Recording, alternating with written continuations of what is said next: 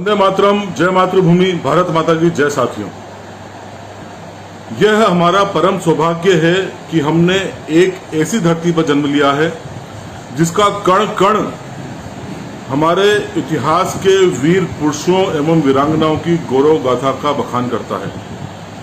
जी हाँ, हमारे इतिहास का क्षण क्षण इतना ज्यादा महत्वपूर्ण है, इतना ज्यादा बहुमूल्य है कि जिनका स्मरण कर कर हम हमारा मस्तक गर्व से ऊंचा उठा सकते हैं। मैं आपको यदि एक चित्र दूं कि एक महारानी है, घोड़े पर सवार है, हाथ में तलवार है और अंग्रेजों के साथ लड़ रही है, तो आपके मस्तिष्क पटल पर जो चित्र अंकित होगा वह महारानी लक्ष्मीबाई का चित्र होगा।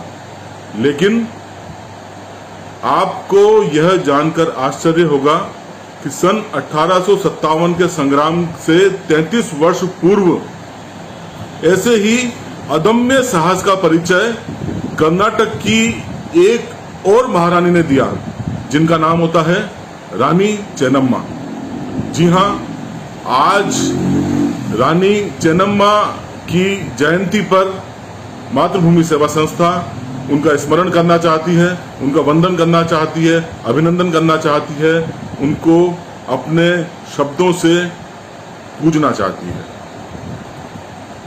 रानी चेन्नम्मा, जिनका जन्म 7 अक्टूबर सन 1778 को ककाती, जो कि कर्नाटक के बेलगामी जिले में था, वहां पर हुआ। इनकी जो विवाह था, इनकी शादी थी, वह वहीं के देसाई वंश के राजा मल्ला सारजा के साथ हुई। इस प्रकार रानी चेन्नम्मा कित्तूर की रानी कहलाई। झांसी की रानी लक्ष्मीबाई तो कित्तूर की रानी रानी चेन्नम्मा। दुर्भाग्य संपूर्ण जीवन पर्यंत रानी चेन्नम्मा के साथ रहा। इनका एक पुत्र हुआ जिसका 1824 में देहांत भी हो गया। पति का भी जल्दी देहांत हो गया, इसलिए राजकाज की तमाम जिम्मेदारी झांसी की रानी लक्ष्मीबाई की तरह इनके कंधों पर आ गई। देखिए, संयोग विधाता जब कहानी बुनता है तो किस तरह से बुनता है। रानी लक्ष्मीबाई की तरह ही इन्होंने भी एक दत्तक पुत्र गोद लिया जिसका नाम था शिवलिंगप्पा, एवं इन्होंने अपने इसी दत्तक पुत्र को अपनी रियासत का उत्तराधिकारी घोषित किया। शिवलिंगप्पा को अपनी रियासत का उत्तराधिकारी अर्थात आगामी राजकाज का राजपाट की जो भी जिम्मेदारी होगी दत्तक पुत्र की होगी। लेकिन हालांकि उस दौर में अंग्रेजों की अभी हड़प नीति, दत्तक पुत्र नीति लागू नहीं हुई थी, फिर भी रानी चेन्नम्मा का यह निर्णय अंग्रेजों ने अस्वीकार कर दिया। लेकिन राष्ट्रभक्ति, देशभक्ति के जज्बे से परिपूर्ण रानी कहाँ मानने वाली थी। हालांकि रानी ने बॉम्बे प्रेसिडेंसी के लेफ्टिनेंट जनरल लॉर्ड एल फिंस्टन को एक पत्र लिखा एवं पत्र में अपनी मंशा पूर्ण रूप से जाहिर कर दी कि मैं अंग्रेजों के इस आदेश का पालना नहीं करने वाली हूं, अर्थात अंग्रेज मेरे राज्य में हस्तक्षेप न करें, अन्यथा उन्हें परिणाम भुगतना पड़ेगा। यह बात अंग्रेजों को भी नागवार गुजरी। अंततः एक लड़ाई हुई अक्टूबर 1824 में। यह अंग्रेजों एवं रानी चेन्नम्मा के मध्य प्रथम लड़ाई थी। एवं आप यह जानकर गौरवान्वित होंगे कि इस लड़ाई में रानी चेन्नम्मा ने, कित्तूर की रानी ने अंग्रेजों के दांत खट्टे कर दिए।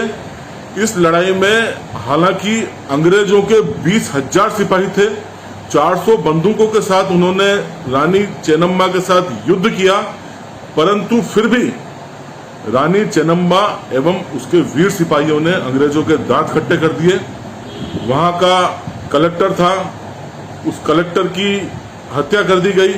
एक एजेंट था सेंट जॉन ठाकरे, उसकी हत्या कर दी गई। महारानी का एक विश्वास पात्र सिपह सालार था वेलप्पा, आमतूर वेलप्पा। उसने अपने अदम्य साहस का परिचय देकर इन दुष्ट अंग्रेज अधिकारियों को मार गिराया।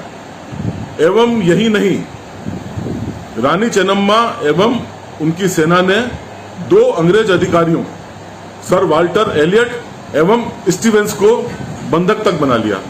एवं यही कारण था कि इसी बंधक बनाने की वजह से रानी अंग्रेजों के समक्ष अपनी शर्तें रख पाई।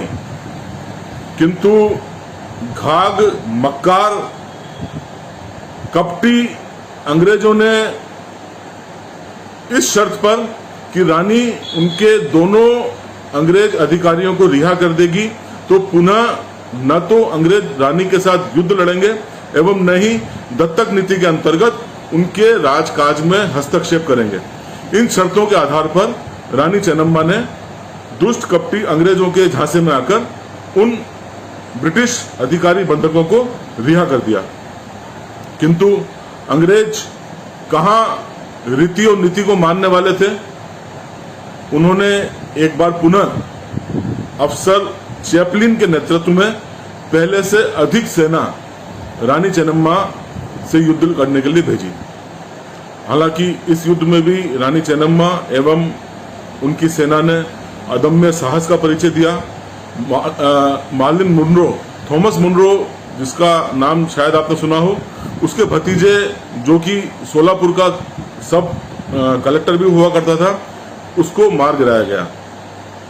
एवं इस युद्ध में भी रानी के विश्वास पात्र सिपह सालारों संगोली रायन्ना एवं गुरु सिद्धप्पा ने बहुत ही बहादुरी के साथ अंग्रेजों का सामना किया। एवं फिर भी अंततः, क्योंकि अंग्रेज इस बार पूरी तैयारी करके आए थे, अंग्रेजों की सेना भी ज्यादा थी, एक के बाद एक दूसरी लड़ाई का सामना करने की वजह से रानी चेन्नम्मा एवं उनके साथियों की शक्ति अब पहले के मुकाबले क्षीण हो चुकी थी और उनके साथ एक विश्वासघात की स्थिति भी थी। अतः दुर्भाग्य से इस युद्ध में रानी चेन्नम्मा को हार तो नहीं कहेंगे, लेकिन अंग्रेज अपने मंसूबों में कामयाब रहे एवं रानी को गिरफ्तार कर लिया गया। बेल होंगल किले में उन्हें गिरफ्तार करके रखा गया। बाकी जिंदगी उन्होंने वहीं गुजारी एवं 21 फरवरी सन 1829 को ये महान वीरांगना ने अंतिम सांस ली।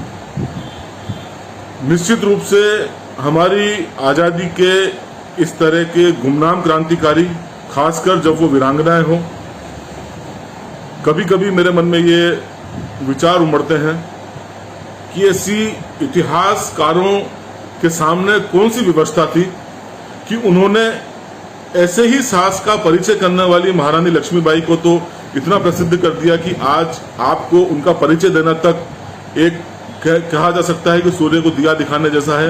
महारानी लक्ष्मीबाई जन जन तक इतनी ज्यादा प्रसिद्ध हो चुकी हैं, प्रसिद्धि पा चुकी हैं कि उन्हें एक तरह से समाज में राष्ट्रीय स्तर पर पूजनीय स्थिति प्राप्त है। उसी स्तर का अदम्य साहस करने के बावजूद, अंग्रेजों को बाकायदा उनके दांत खट्टे करने के बावजूद, युद्ध में उन्हें परास्त करने के बावजूद, जिन शर्तों पर महारानी लक्ष्मीबाई ने अपना शासन चलाया, उन्हीं शर्तों पर और उसी साहस के साथ अपना शासन चलाने वाली रानी चेन्नम्मा क्यों गुमनामी के अंधेरों में आज खोई हुई है। निश्चित रूप से हमें इतिहास के ऐसे गुमनाम क्रांतिकारियों, ऐसी गुमनाम वीरांगनाओं को भी शत शत नमन करना चाहिए, पूजन करना चाहिए, उनकी गाथाओं को जन जन तक पहुंचाना चाहिए। हालांकि कर्नाटक में रानी चेन्नम्मा को झांसी की रानी ही कहा जाता है। उनकी प्रसिद्धि भी उस क्षेत्र विशेष में कुछ कम नहीं है। 22 से 24 अक्टूबर को प्रत्येक वर्ष कर्नाटक में कित्तूर उत्सव के नाम से मनाया जाता है। यहाँ तक कि हमारे संसद के पार्लियामेंट के कैंपस के अंदर भी एक प्रतिमा स्थापित की गई है। 11 सितंबर सन 2007 को तात्कालिक राष्ट्रपति प्रतिभा पाटिल ने उस मूर्ति का अनावरण किया था और चेन्नम्मा स्मारक जो कि कर्नाटक में है, उस संस्था ने ये प्रतिमा भेंट की पार्लियामेंट के लिए एवं वो रानी चेन्नम्मा की मूर्ति आज भी एक पूजनीय रूप में हमारे संसद भवन, हमारे पार्लियामेंट में भी लगी हुई है। मातृभूमि सेवा संस्था एक ऐसी वीर वीरांगना, निश्चित रूप से संसद में तो प्रतिमा है, लेकिन हिंदुस्तान के जन जन के दिल के अंदर भी आभासी रूप में यह प्रतिमा निश्चित रूप से होने चाहिए। मातृभूमि सेवा संस्था वीरता की एक ऐसी ही अमर वीरांगना को सच्चा नमन करती है। वंदे मातरम, जय भारत, जय हिंद।